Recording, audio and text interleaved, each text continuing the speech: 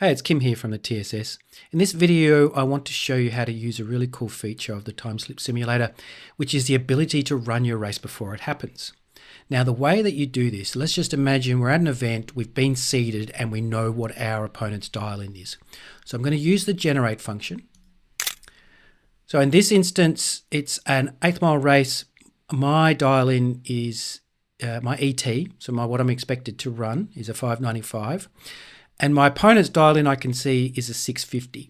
Now, I don't know if they're holding numbers or not, so I'm just going to put 650 in as the ET. So now we've generated the time slip. My opponent has been pretty consistent on the reaction time, so I'm going to leave it as an 02. For myself, however, in this round, I am probably going to dial up 200ths to cover my reaction time as an example. So I'll dial 597 to their 650. So now what we can do is press the simulate button, and I'm going to go to the point of view 1 mode, and there's my opponent there.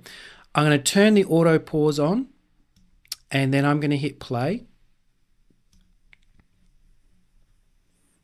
It's automatically paused at the 60.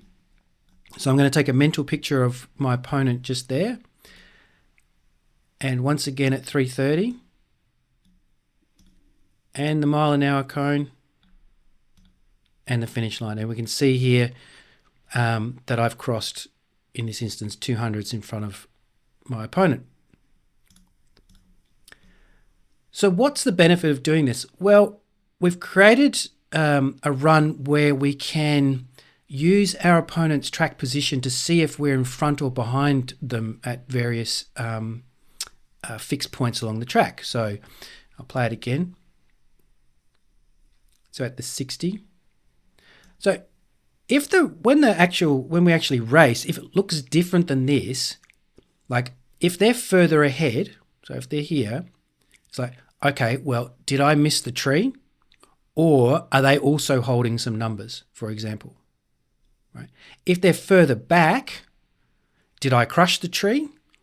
Or can they not actually run their dial-in? So you're trying to find this reference point. And then once you have a clear indication of whether you think you're in front or behind, then you can adjust your strategy at the end of the track. Let's say I'm in front, and as we're going down, I feel like I'm going to get to the finish line first.